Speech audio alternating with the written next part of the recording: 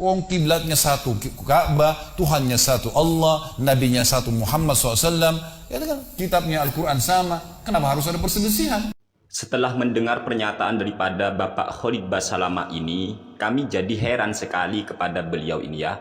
Mengapa beliau berkata, wong kitabnya satu, yaitu Al-Quran, nabinya satu, yaitu Nabi Muhammad SAW. Kemudian kiblatnya satu. Kenapa harus ada perselisihan? Kenapa harus ada perbedaan pendapat? Ini kan aneh. Bukankah yang sering melakukan perbedaan pendapat ataupun perselisihan pendapat itu adalah ustadz-ustadz sanjungan kaum Wahabi sendiri, yaitu kelompokmu sendiri ya Bapak Khalid. Kenapa Anda masih bertanya?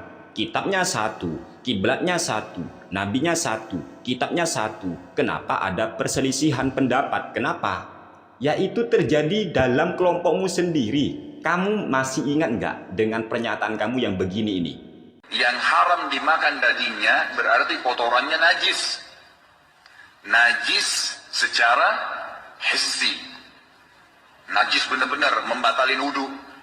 Kita kena kencingnya kucing, kotorannya kucing itu langsung batal wudunya. Kalau kencing kucing mah nggak najis, Ibu. Jadi kucing itu ya, kencingnya tidak najis, kotorannya tidak najis. Untuk Bapak Khalid Basalamah yang bertanya, kitabnya satu, nabinya satu, kemudian kiblatnya satu, kenapa terjadi perselisihan pendapat? Maka jawabannya ya tadi video itu sudah ya, masalah hukum kotoran kucing saja, Anda sendiri Bapak Khalid sudah berbeda dengan kelompok Anda sendiri, yaitu Badrussalam LC, pujaan kaum Wahabi.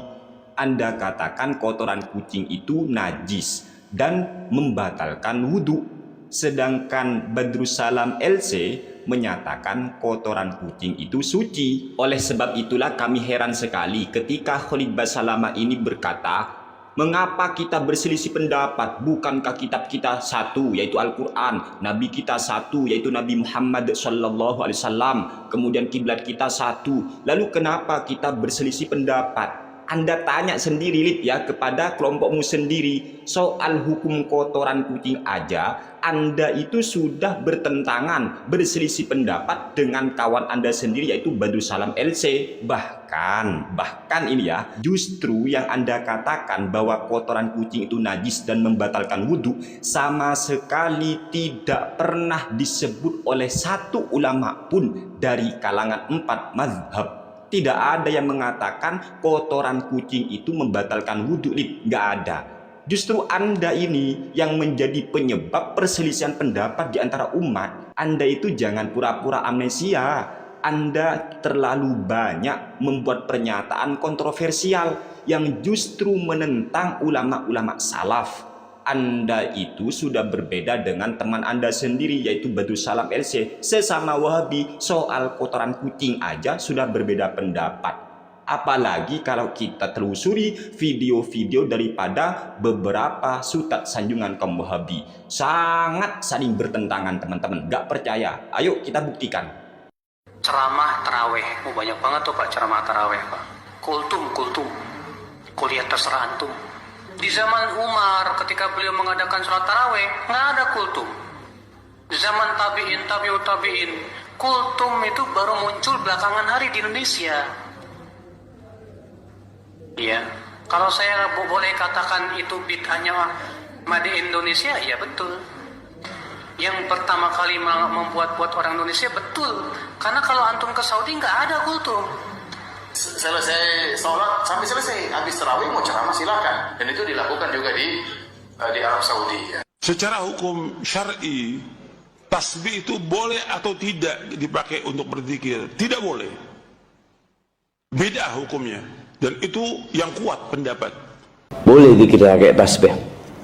Menurut pendapat yang benar atau yang lebih kuat, boleh zikir pakai tasbih. Berzikir dengan tasbih itu ada beberapa pendapat di tengah para ulama. Ada yang mengatakan itu bid'ah, ada yang mengatakan itu adalah hal yang makruh, tidak sampai ke derajat bid'ah. Ya, itu yang difatwakan oleh guru kami Syekh Shalih Al Fauzan.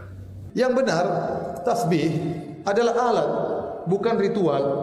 Meskipun sebagian ulama berpendapat tasbih adalah bid'ah, contohnya Al-Albani rahimahullahu taala, Tetapi ulama yang lain membolehkan, Shalih Fauzan dan yang lainnya membolehkan. Dan ini pendapat yang lebih kuat bahwasanya boleh karena tasbih tersebut hanyalah sebagai alat bukan ritual. Kepada Bapak Khalid Basalamah yang mengatakan wong kiblatnya satu, kemudian nabinya satu, kitabnya satu, kenapa masih berselisih pendapat? Lihat sendiri ya, sesama Sutat Wahabi, ternyata mereka berselisih pendapat. Oleh sebab itu saya katakan kepada Bapak Khalid Basalamah, justru yang sering melakukan sebuah perselisihan pendapat itu adalah kelompokmu sendiri Pak Khalid ya.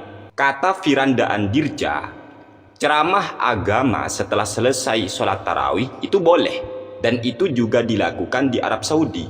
Sementara Badrussalam LC, pujaan kaum Wahabi, juga menyatakan itu bid'ah. Ceramah setelah selesai sholat tarawih bid'ah, dan hanya ada di Indonesia katanya. Di Arab Saudi nggak ada. Salah satu dari Sutat Wahabi ini, baik dari Badrussalam ataupun Firanda, kan pasti ada yang berdusta, berbohong atas nama Arab Saudi. Yang satu mengatakan di Arab Saudi tidak ada ceramah setelah sholat tarawih, yang satu lagi mengatakan ada di Arab Saudi. Lah ini piye? Katanya ngikuti Arab Saudi. Menilai Arab Saudi aja sudah berbeda, sudah berselisih pendapat. Oleh sebab itu Khalid Basalamah, sudah, Anda itu jangan pura-pura sok bijak. Wong kitabnya satu, nabinya satu, kitabnya satu, kenapa berselisih pendapat? Lihat sudah, kelompokmu sendiri yang berselisih pendapat. Kemudian soal tasbih,